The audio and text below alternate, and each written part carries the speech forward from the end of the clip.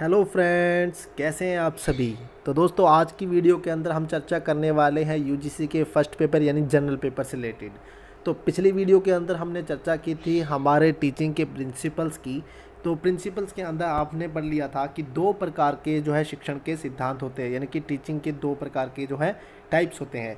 कौन कौन से? एक होते हैं दोस्तों सामान्य, और दूसरा होता है हमारा मनोवैज्ञानिक यानी कि साइकोलॉजिकल। तो जो जनरल प्रिंसिपल है वो हम पढ़ चुके थे, और आज हम पढ़ने वाले हैं हमारा साइकोलॉजिकल प्रिंसिपल यानी कि मनोवैज्ञानिक प्रिंसिपल। तो दोस्तों, पहले एक थोड़ा सा रिव्यू ले लेते हैं पिछले वीडियो का। तो पिछली वीडियो के अंदर हमने चर्चा की थी सामान्य सिद्धांतों की, कि सामान्य सिद्धांत कौन कौन से होते हैं उसके बारे में हम थोड़ा सा जान लेते हैं। तो पहले हमने पढ़ा था सबसे पहले सामान्य सिद्धांत यानी कि जनरल प्रिंसिपल्स के बारे में। जो इसके अंदर हमने पढ़े थे प्रेरणा का सिद्धांत, गतिविधि का सिद्धांत, रुचि का सिद्धांत, जीवनमुखी सिद्धांत, निश्चित उद्देश्य का सिद्धांत, जो व्यक्तिगत मतभेद है उसका सिद्धांत, चयन का सिद्धांत, योजना का सिद्धांत, विभाजन का सिद्धांत, और जो है संशोधन का सिद्धांत। हमने 10 जो है मुख्य सिद्धांतों को पढ़ा था दोस्तों। फिर आज जो है हम चर्चा करने वाले हैं हमारे जो इम्पोर्टेंट साइकोलॉजिकल जो होते हैं प्रिंसिपल, उनकी चर्चा हम करने वाले हैं। तो चलिए दोस्तों, पढ़ लेते हैं हमारे साइकोलॉजिकल प्रिंसिपल्स के बारे में। तो सबसे पहले हम जानेंगे प्रिंसिपल यानी कि प्रेरणा व रुचि का सिद्धांत दोस्तों क्या होता है। तो जैसे आप देख रहे हो कि जो सामान्य सिद्धांत था उसके अंदर भी प्रेरणा भी थी और रुचि भी थी, यानी दोनों सिद्धांतों को फॉलो किया गया था। तो इन दोनों को जोड़कर ही जो है मनोवैज्ञानिक सिद्धांत बनाया गया है। तो प्रेरणा यानी कि मोटिवेशन, और रुचि यानी कि इंटरेस्ट, यानी कि जो प्रेरणा है वो बच्चों की इस तरीके से दी जाए जो बच्चों की रुचि को भी पैदा करे दोस्तों। उसके बाद बात करते हैं हमारा मनोरंजन का सिद्धांत यानी कि प्रिंसिपल ऑफ एंटरटेनमेंट। यानी कि जो सिद्धांत है ये किस बात पर ध्यान दे रहा है कि बच्चे जो है क्लास के अंदर जो स्टूडेंट्स होते हैं उनका जो है मनोरंजन भी साथ साथ हो रहा है। यानी कि आप जो टीचिंग करवा रहे हैं वो इस तरीके की इतनी प्रभावी करो कि बच्चों का इंटरटेनमेंट भी साथ में बना रहे, कि वो बोर ना हो और क्लास में आपके साथ जुड़े रहें। दूसरी बात करते हैं, तीसरा जो सिद्धांत है हमारा अभ्यास का सिद्धांत यानी कि प्रिंसिपल ऑफ एक्सरसाइज। अभ्यास भी साथ साथ में होता रहे। जो आप बच्चों को टीचिंग करवा रहे हो उसके लिए इतना संघर्ष घर जाके या फिर बाद में ना करना पड़े, उनको साथ साथ में भी अभ्यास जो है साथ साथ में होता रहे। यानी कि बार बार आप उसको रिव्यू लेते रहे, बीच बीच में फॉर्मेटिक यानी कि बीच में क्वेश्चन भी बच्चों के साथ पढ़ते रहें या पूछते रहें। तो ये क्या होता है, अभ्यास का सिद्धांत कहलाता है। उसके बाद आत्म अभिव्यक्ति का सिद्धांत यानी कि सेल्फ एक्सप्लेनेशन, यानी कि बच्चों को खुद के बारे में जाने, यानी कि बच्चे जो हैं स्टूडेंट्स जो हैं वो अपने आप के बारे में जाने कि हम क्या है, हमारा गोल क्या है।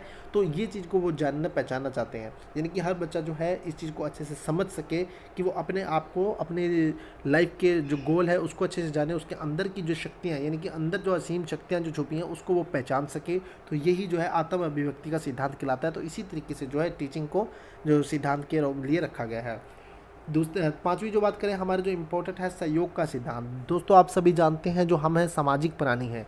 इंसान क्या है, एक सामाजिक प्राणी है। एक दूसरे के सहयोग से ही हमारा जो जीवन ये चलता है, क्योंकि एक हम समाज में रहते हैं और समाज जो है सहयोग से ही चलता है। तो दोस्तों, ये जो सिद्धांत है टीचिंग का, ये सहयोग के लिए बहुत ही इम्पोर्टेंट माना गया है कि टीचिंग इस तरीके की हो कि बच्चों के अंदर सहयोग की भावना को जो है बढ़ाया जाए।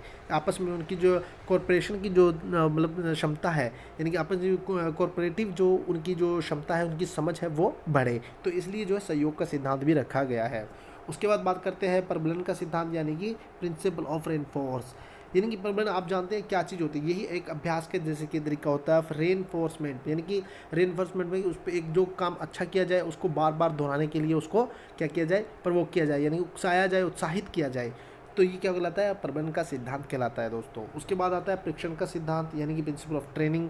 बच्चों को जो शिक्षण कार्य किया जाए उसके बीच में उनको एक तरह का ट्रेनिंग भी दी जाए, यानी कि बच्चों को साथ साथ में प्रशिक्षण भी दिया जाए। ऐसा नहीं है कि बस रटन काम किया जाए, सिर्फ एक सैद्धांतिक काम ही किया जाए। इसके बीच में प्रैक्टिकल काम का होना भी बहुत ज़रूरी है, इसलिए इसको प्रशिक्षण का सिद्धांत में भी रखा गया है। उसके बाद उपचारात्मक शिक्षण का सिद्धांत, यानी कि जो हमारा रेमेडियल जो टीचिंग होती है, यानी उपचारात्मक जो शिक्षण होता है बहुत ही ज़रूरी है।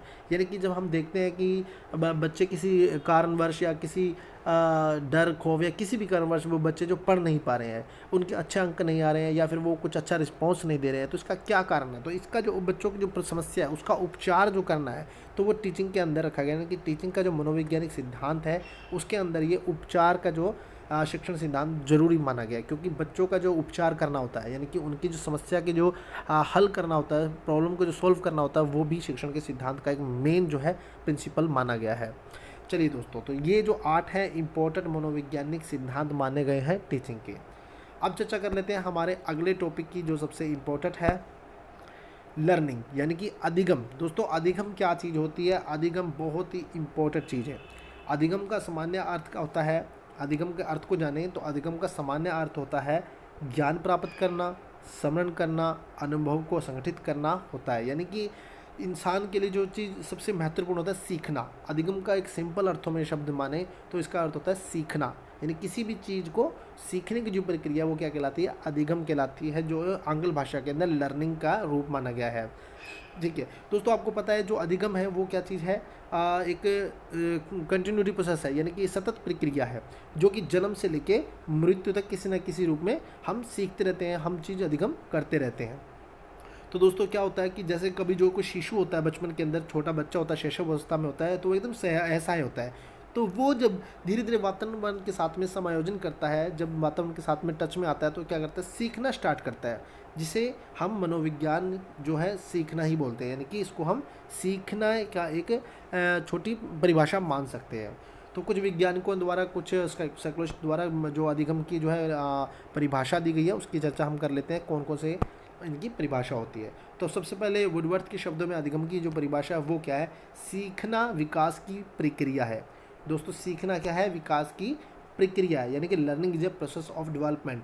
जो विकास हो रहा है, वो किसकी वजह से हो रहा है? सीखने की वजह से हो रहा है। यानी कि पिछली क्लास से आज जो हमने नई क्लास के अंदर सीखा तो क्या हुआ? आपने कुछ नया विकास किया, अपने अंदर कुछ नया डेवलप किया, तो ये क्या हुआ? एक सीखने की प्रक्रिया हुआ। तो वुडवर्थ क्या कहते हैं? सीखना क्या है? विकास की एक प्रक्रिया है।